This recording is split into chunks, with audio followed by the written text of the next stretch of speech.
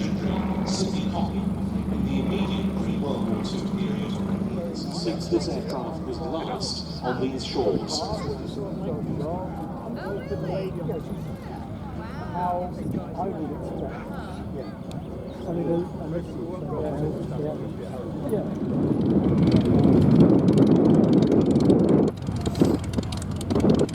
Today we're welcoming 2 Old Wards to take part in the status display. We'll be able to get up close to the aircraft on the ground. But later in the season, we'll be ready for duty back to Shuttleworth.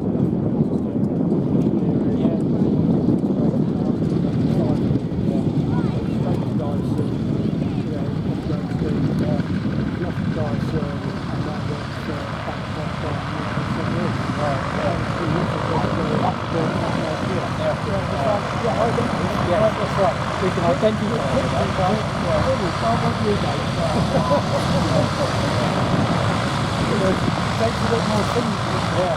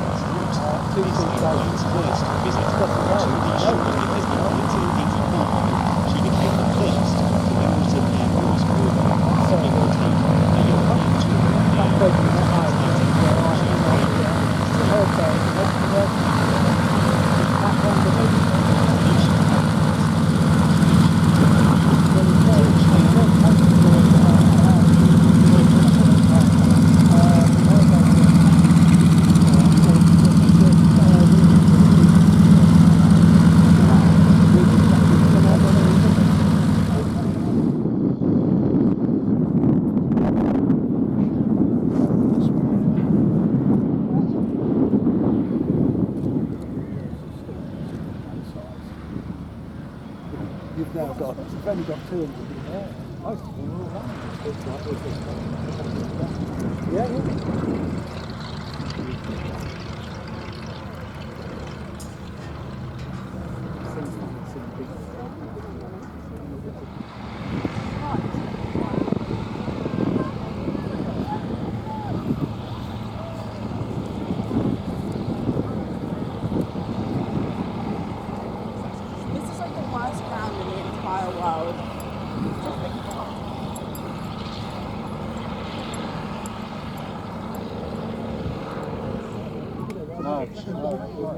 Yes, it's an airplane that first took to the air following restoration by Air Leasing at Sandwell prior to the 2023 season.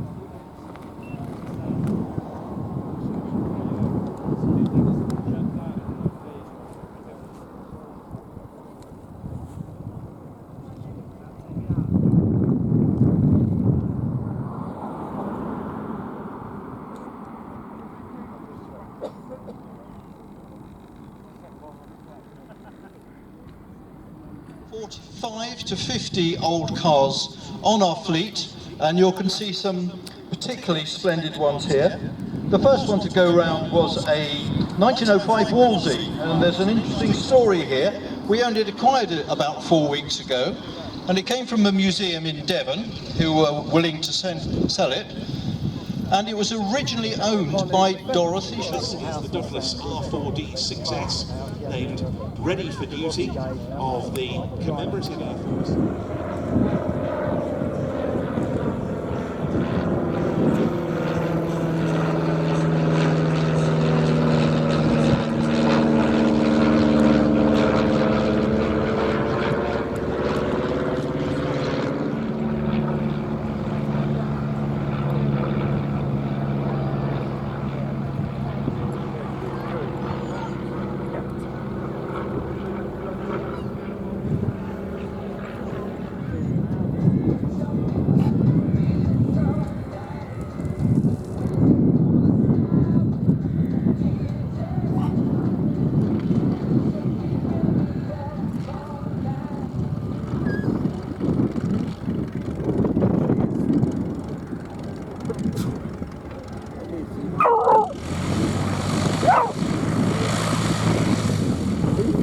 Never going to come back.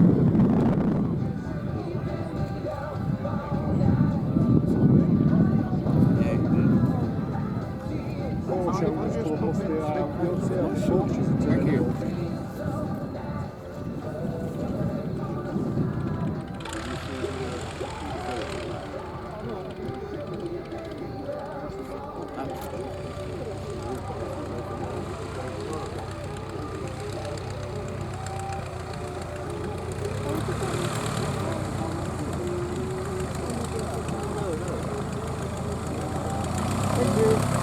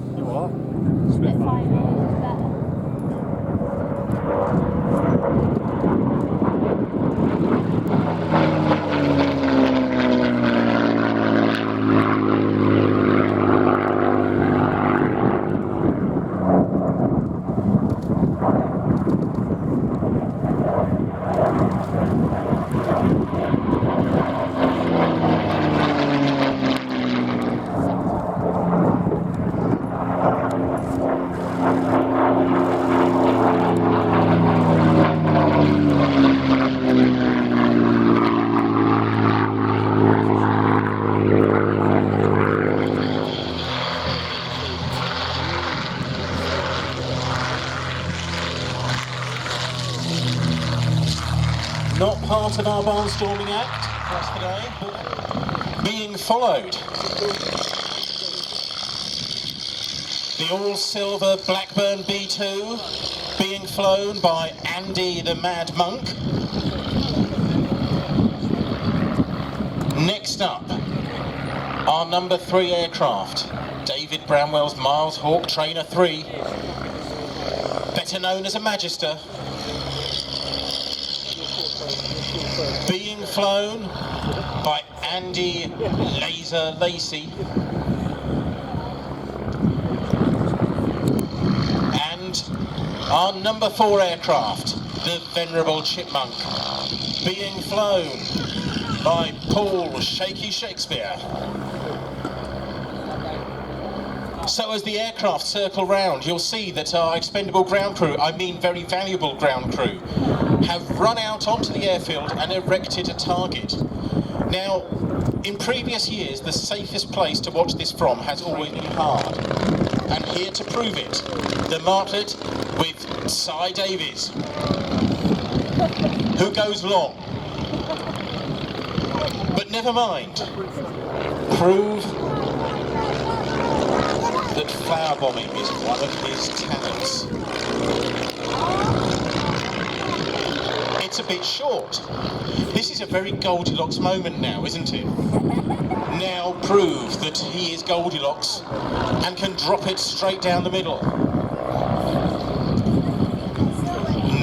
No, he can't. Shaky now comes in for his first pass. Straightening out, there goes the flower bomb, and it's not far, but not close enough. Danger Davies coming in now for his second pass. They have 3 bombs each. And it's not as long as the first one, it's much shorter, but still not on the target. B2 with the Mad Monk, and that was close.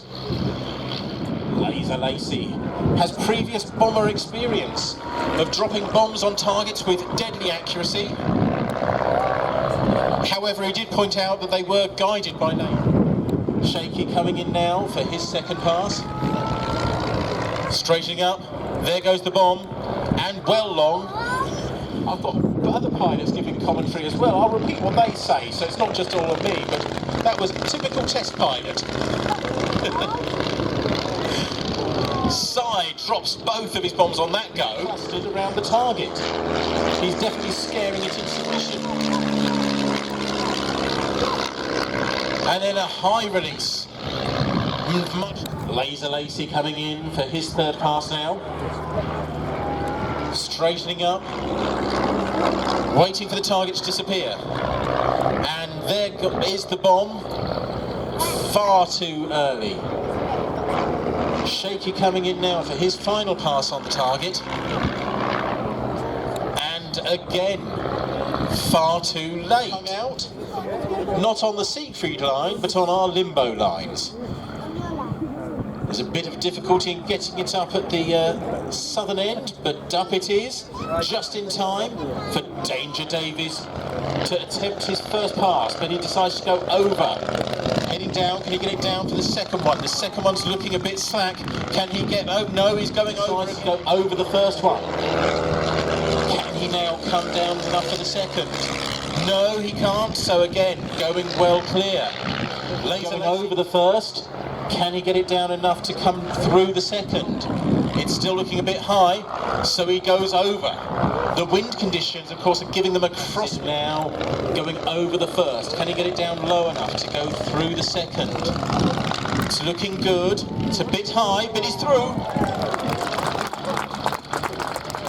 The B2 coming in now. And through he goes. A bit of a waggle there with the wind. Can he keep it low enough for the second? It's looking good. And through it goes.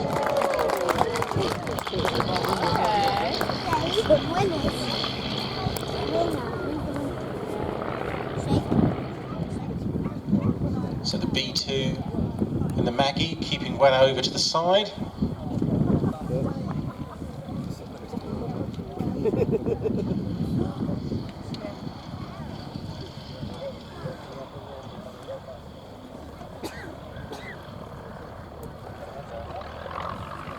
And that was an excellent demonstration there of floating down a runway as the runway disappears beneath you and then going all around again to try again.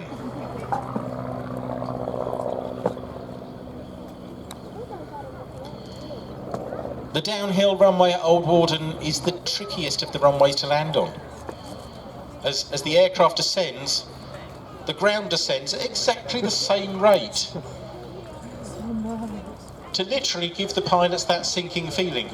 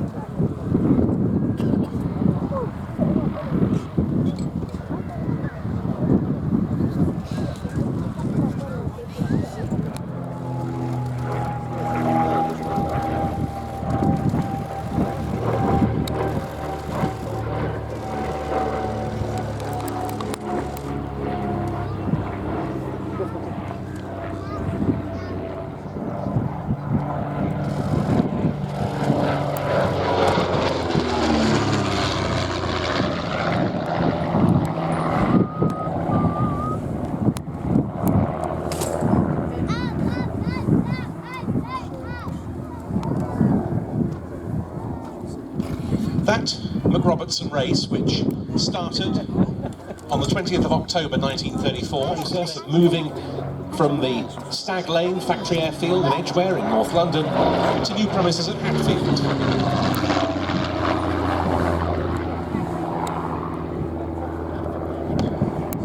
But against all of that, it felt that publicity from a win would outweigh all the effort and expertise.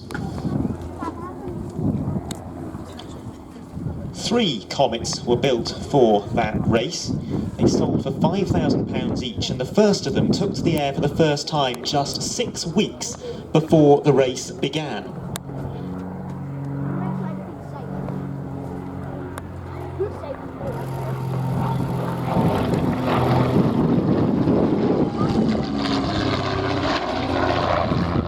Somewhat miraculously, all 3 Comets were ready for the race. In total, more than 60 aircraft had signed up to take part, but only around 20 actually did so, setting off at dawn on the 20th of October 1934. And to cut a very long story short, the aircraft we see before us, named Grosvenor House, for it was ordered by Arthur Edwards, the managing director of London's Grosvenor House Hotel, wound up the winner.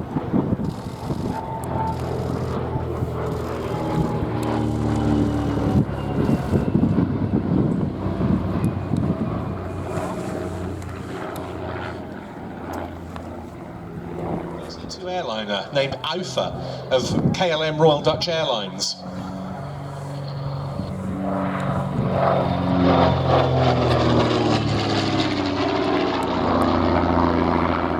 And that aeroplane had on board mail and passengers, and would, as things turned out, prove to be rather more of a portent for the future of long-distance air travel than anything like the Comet. But nonetheless, Britain had won a famous victory and a £10,000 speed prize to go with it.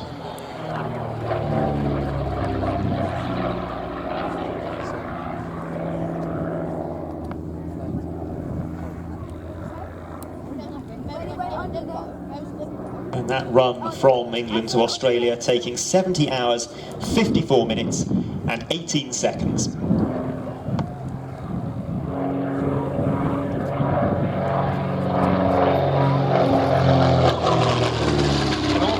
Airborne for 65 hours, 24 minutes, 13 seconds. And you compare that with today in a typical commercial airline flight, including a stopover in the Middle East or Far East between London and Melbourne, takes about 21, 22 hours or so. Yeah, it's a remarkable...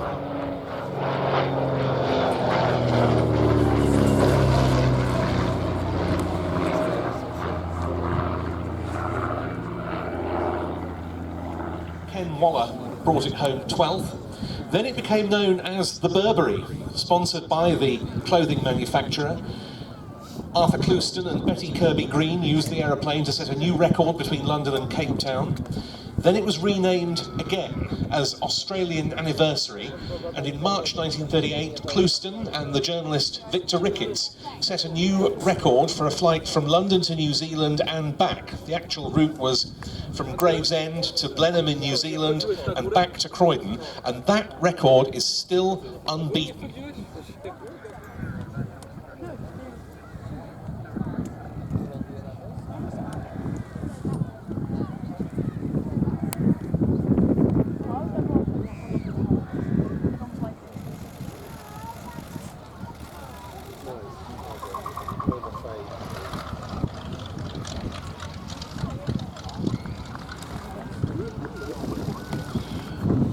This is a tricky aeroplane to...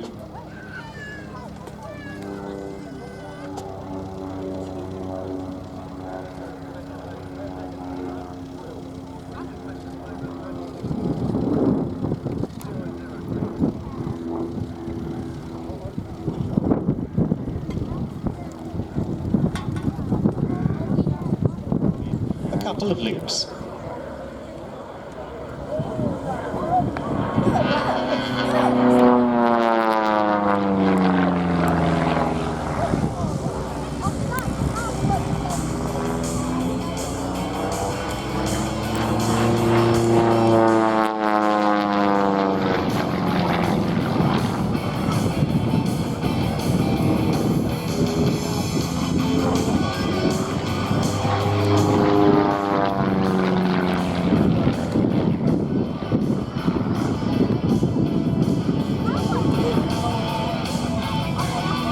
Two conventional loops there, and now we're seeing what is called a P-loop up into the vertical, half a roll, and then a very tight three-quarter loop over the top to reverse direction.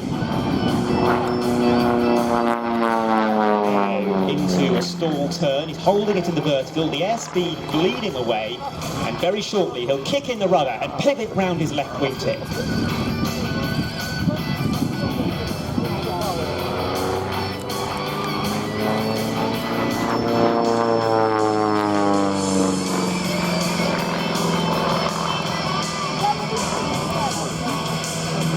This is called the Cuban 8, 5/8 of a loop, roll out, recover, then do the same again, transcribing the shape of a horizontal figure of 8. It's a manoeuvre invented by accident by an American pilot who lived in Cuba called Len Povey.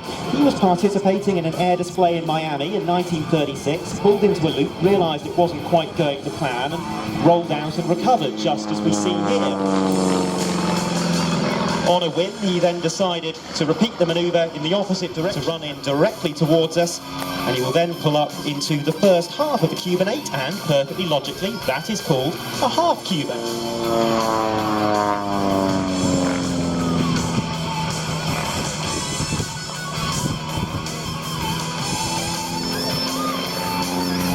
Danny is one of the newest additions to the British Airshow circuit. He made his public display debut at Sywell last June, on that occasion flying the Tiger Moth, but his first public display in the Pit Special came at Duxford this October, and this is only his second appearance at the controls of the pits.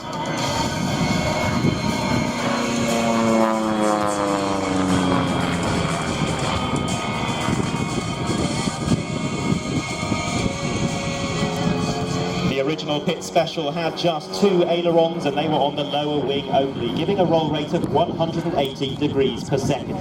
This Pit's S1D is an improved design. 4 ailerons bump the roll rate up to 220 degrees per second, and we're about to see its roll performance demonstrated with a crisp 4-point hesitation roll.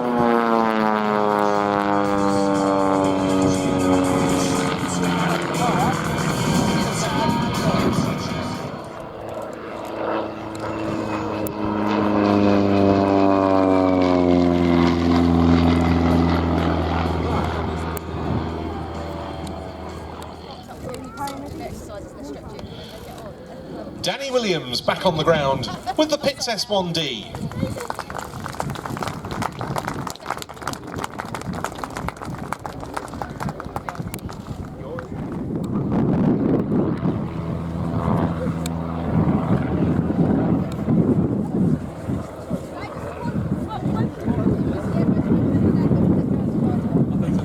see as the tongue and glider combination heads away from us. The Fauvel really is a very unusual looking aeroplane, and when it does go into its aerobatic routine in a few minutes' time, frankly I find it quite difficult to tell which way up it is, because it's just such an unusual shape for an aircraft.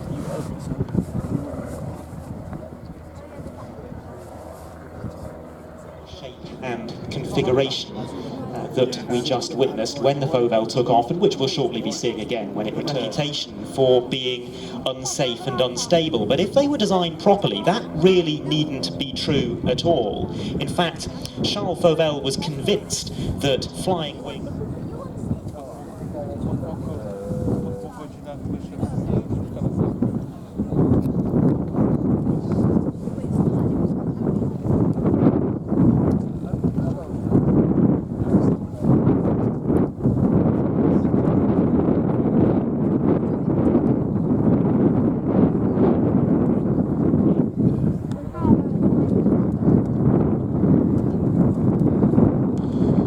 And so, smoke on, and about to be released, look up into the overhead and see the Fauvel AV-36.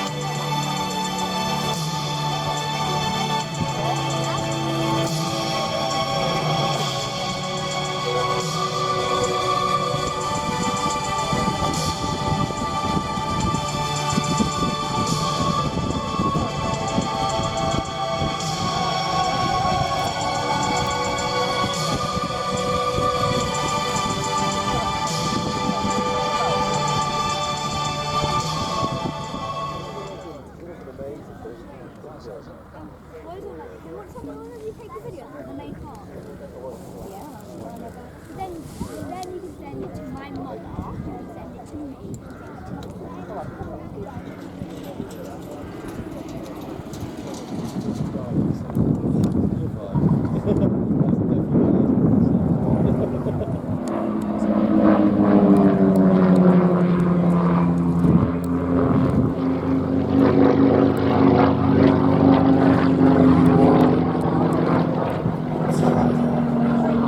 In the early 1950s, the RAF had a requirement for a more potent trainer than the rather uninspiring, and that's to put it mildly, Percival Prentice, to make the step up easier from the primary trainers of the day to the North American Harvard advanced trainer.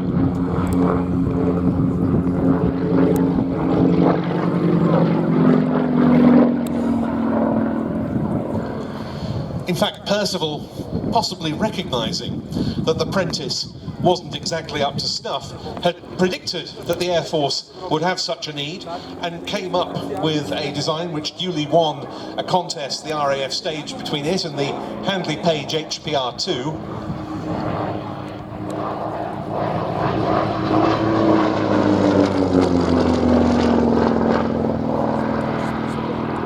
And this was the result, which first flew in 1950, and the first deliveries took place in 1953 to the Central Flying School, then stationed at South Cerney in the Cotswolds.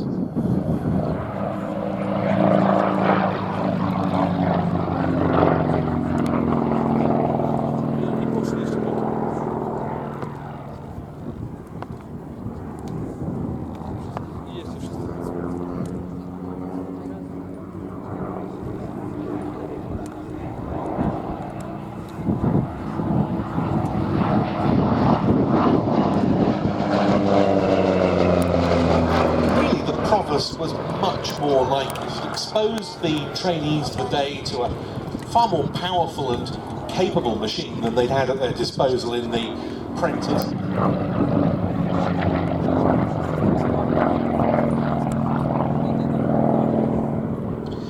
And the last of them wasn't retired until 1969, and it wasn't too long after that that surplus examples started appearing on the civilian register.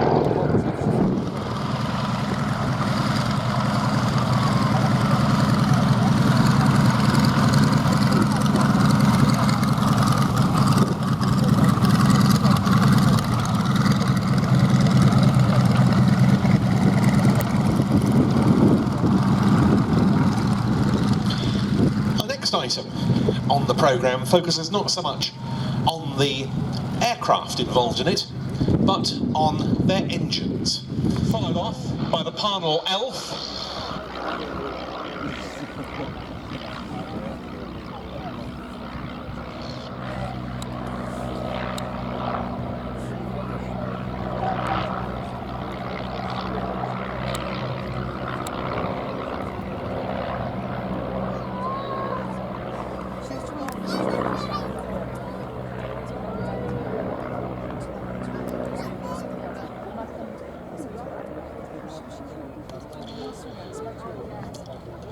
The De Soto, the first of those 3 aeroplanes that just got away, has its own very rich history. We need to...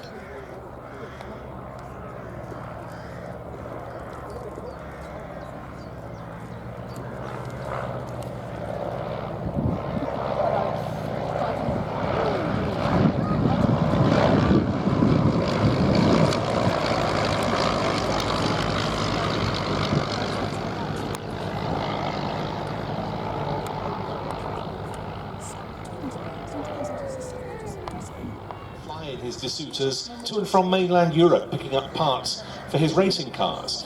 And this one was modified to something approaching the later Mark II standard, including a revised tail fin, rudder and windscreen. He also re-engined it, removing the Cirrus Hermes and fitting a 150 horsepower Monasco Pirate.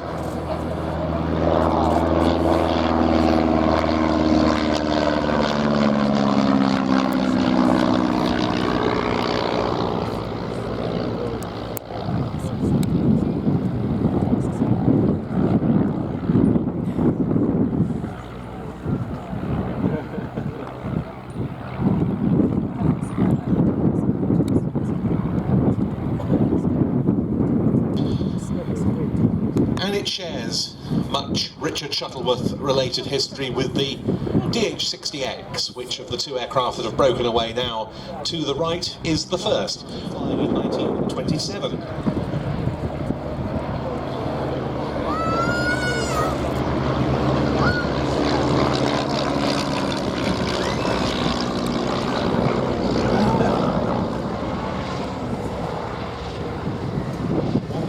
Registration fee. As soon he flew it, it or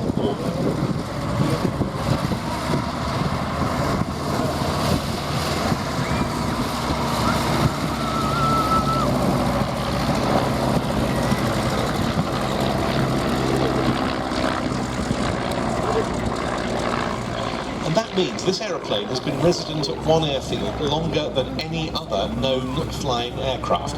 It has a 105 horsepower Cirrus Hermes 2 engine.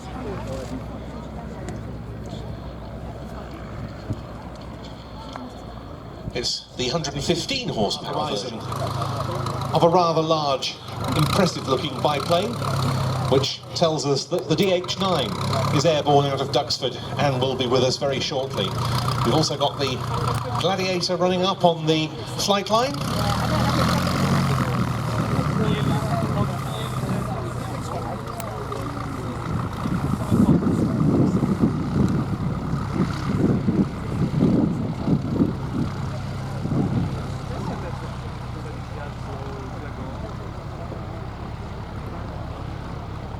name of the aircraft manufacturing company, and they developed the DH-9 as a follow-on to the DH-4 day bomber. Like its predecessor, it was designed by Geoffrey de Havilland, who joined Airco from the Royal Aircraft Factory and the Aeronautical Inspection Directorate. That's the reason it carries the DH designation. This aeroplane was intended as a strategic bomber to take the war to Germany in defiance of the German Zeppelin airship and Gotha heavy bomber attacks on the UK. Compared with its predecessor, ended up being worse than that of the DH-4 in practice. this aircraft has a 230 horsepower Siddeley Puma engine, which is basically the same power plant as the BHP, but with some modifications.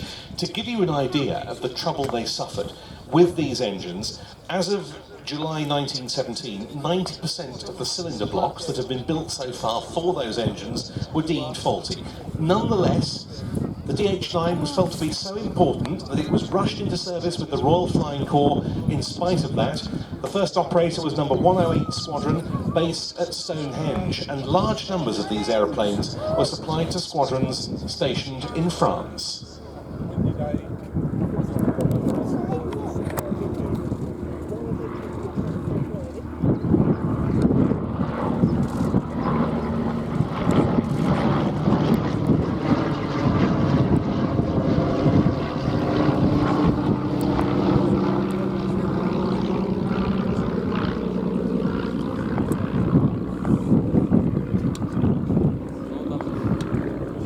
Over 4,000 DH-9s were built. They began arriving on the Western Front in the spring of 1918, but then they sustained heavy losses, low speed.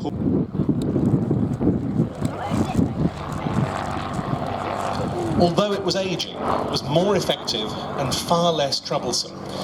And the official historian's words in the publication The War in the Air were very telling. They said, to a great extent, the energy expended by the DH-9 squadrons was wasted.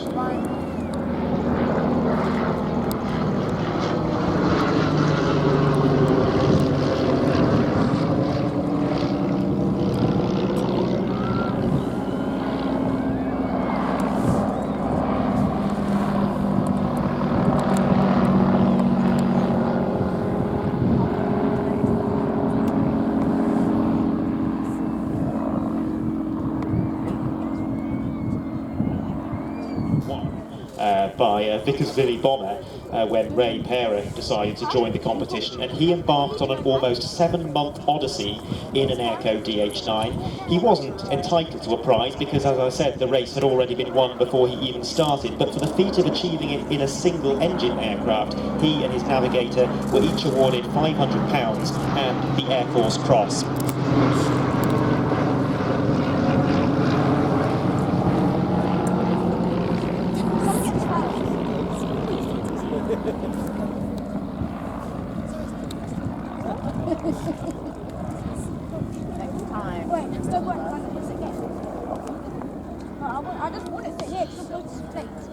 And given that these two aircraft haven't flown in formation together before, I wondered just how many decades it is since last Siddeley Puma and the 275 horsepower Rolls-Royce Falcon 3 and the Bristol Fighter accompanying the DH-9 have been heard in the sky in close company.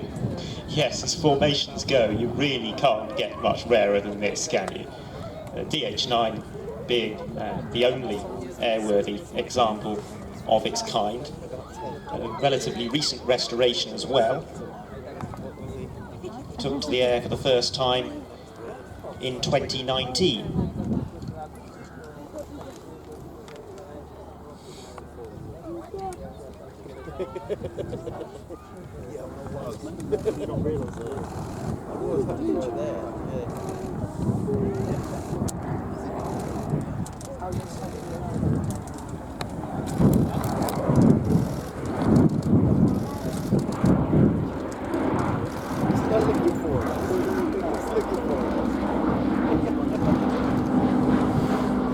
Purchase alone.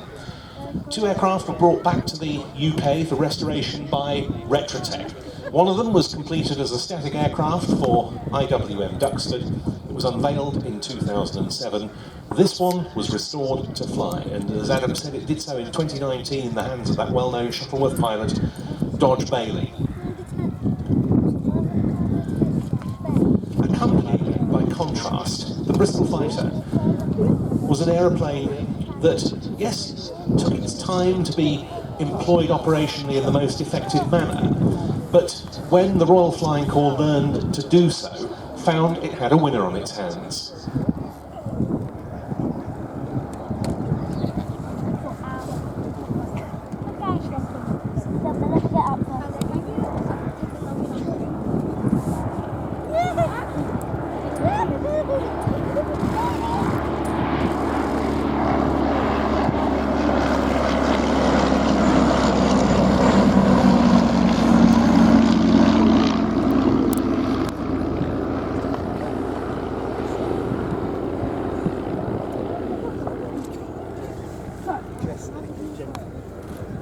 Yes, it didn't have the most auspicious of starts to its service career.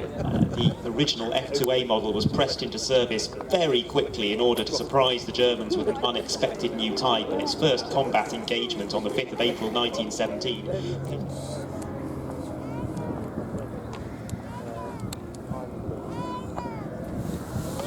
This one, since 2021, when an extensive overhaul was completed, has represented a number 22 squadron, Bristol F2B.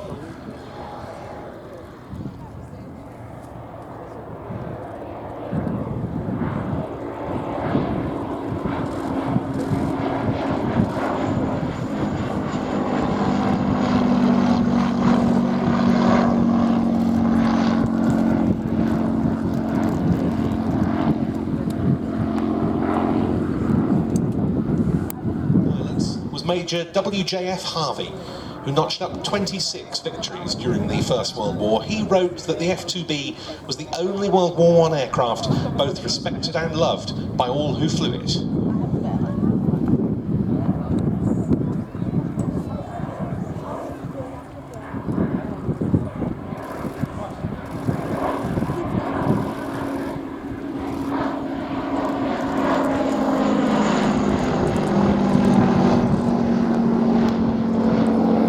The Bristol Fighters of number 22 Squadron hold a very special place in British military aviation history because they were stationed in France on the 1st of April 1918, the day the Royal Flying Corps gave way to the newly independent Royal Air Force, and it was a number 22 Squadron Brisfit that flew the first official mission ever carried out by the new RAF.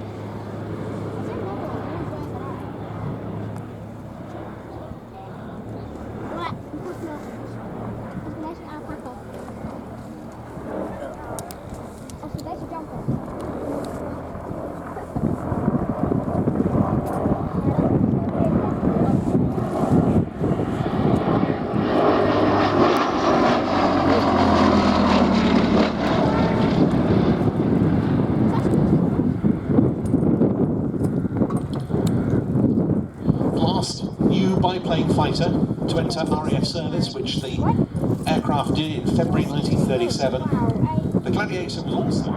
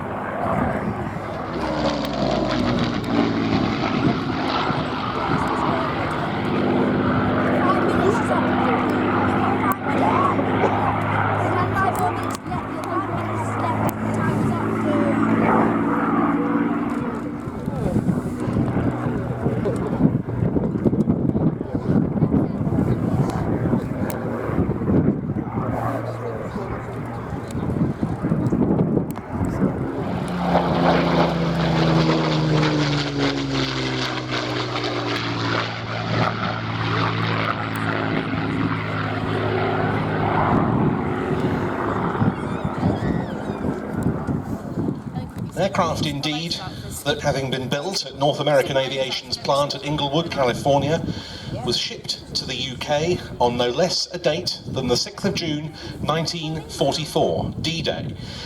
It went on to be allocated to the 540th...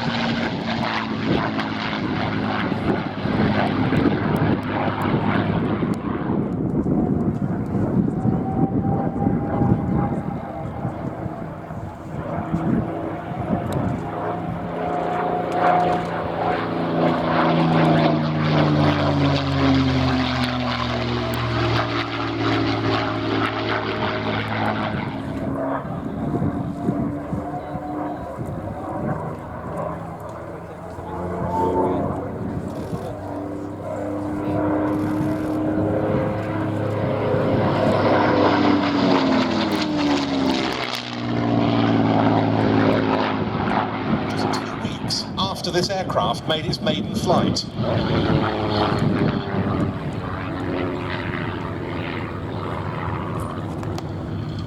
Fonteth then turned to air racing. He made his debut in that July's Grosvenor Trophy and took second place, as well as setting the fastest speed at 171 miles an hour.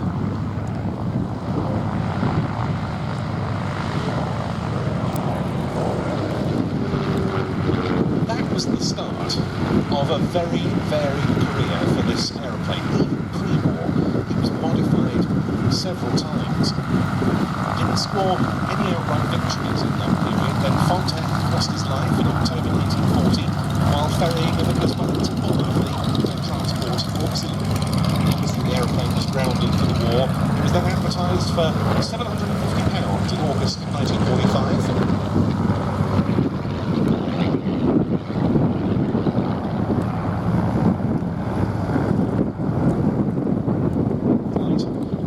DH-88 Comet that we saw earlier.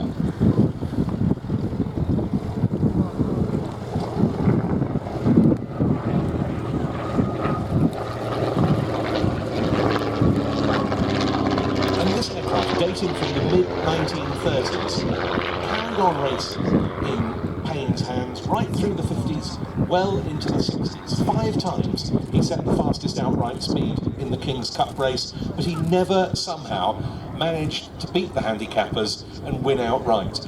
He then sold the aircraft on. It went through all sorts of owners, some of whom rather ruined it once Elegant Lines.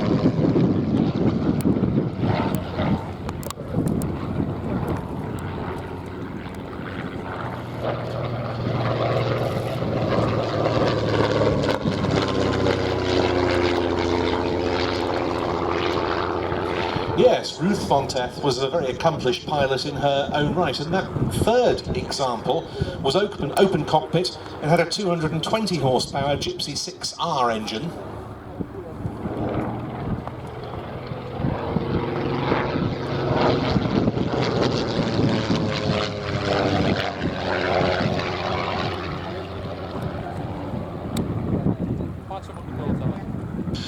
I spoke to Shuttleworth pilot Mark Sharp a few years ago about flying this aeroplane, and he said it really doesn't have any great vices to speak of. Of course, there's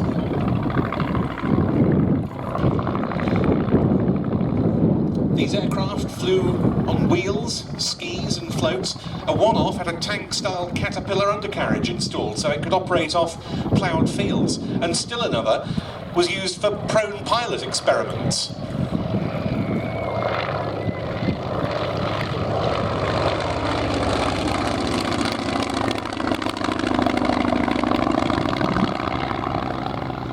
In 1941, the Soviets began arming Po-2s and started flying them as reconnaissance aircraft and also as lightweight, short-range bombers.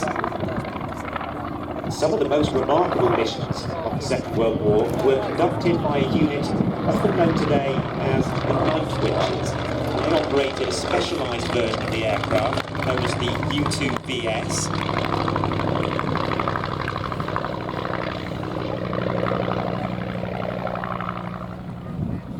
A dedicated night bomber and ground attack aircraft painted black and fitted with iron belly armour, a machine gun and bomb racks under the wings.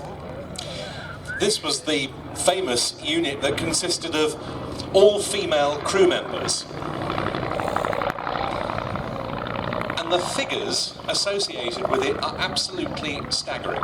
That single unit, the 588th Light Bomber Regiment to start with, later the 46th Guards Night Bomber Regiment, flew 23,672 missions on the Eastern Front. It dropped in excess of 3,000 tons of bombs, and 23 women, 5 of them posthumously, were awarded the title of Hero of the Soviet Union. They became famous for extremely daring nighttime raids on German positions, with each pilot sometimes flying dozens of missions on a single night. For those raids, the aircraft would often fly just a few metres above the ground, then climb slightly before reaching the target, and then they'd idle the engine to make a gliding bomb run.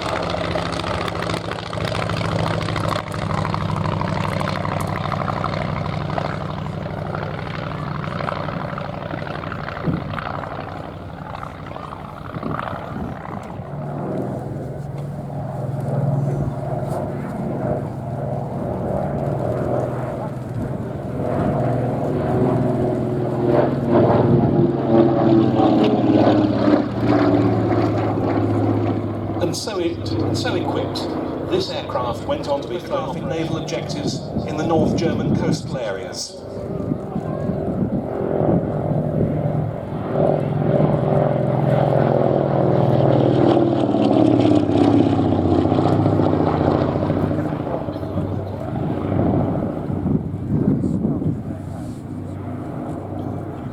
It's also known several times to have flown to the famous...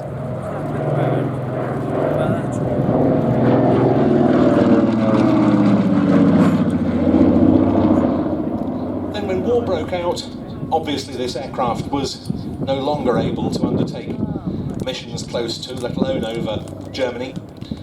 Instead, it started flying sorties such as to Ireland's west coast to check on reports of German U-boats refuelling there, and to Dutch and Belgian ports to monitor their defences. The aircraft was then taken on charge by the RAF, often flying to France before the French armistice.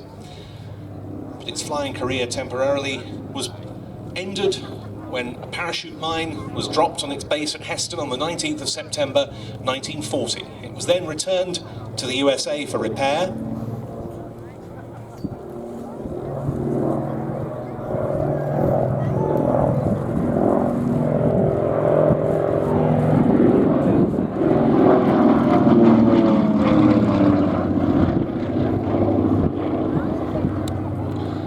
It then went through the hands of all sorts of owners until it came back to the UK 82 years after it had left. This was when it was acquired by Fighter Aviation Engineering. Air Leasing at Sywell, as you can see, did a superb job on the restoration. Provided a huge amount of lift. They were combined with fully automatic flaps and slats, and that gave the Lysander a stall speed of just 56 knots, impressively slow for an aircraft of this size and weight.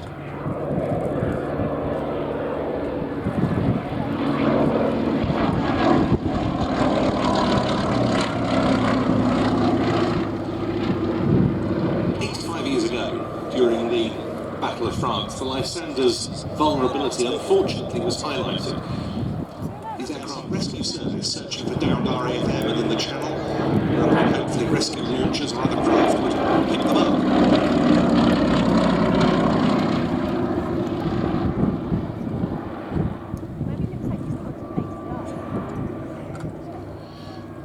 And there was service in the Western Desert, in Greece, and in the Far East. But by far the most famous Lysanders were those.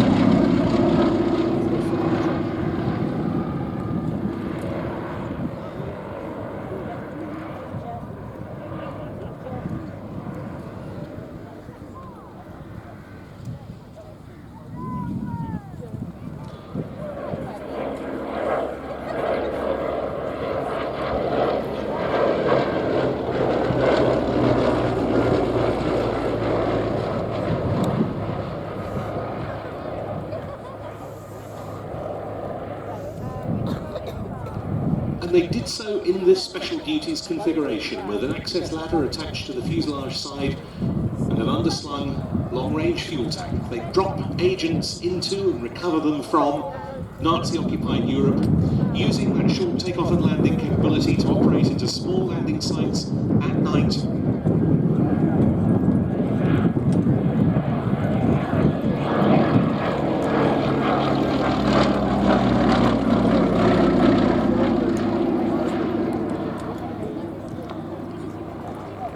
Generally, moonlight provided the only illumination, though quite often a few torches might be put out by members of the French resistance to mark the landing strip.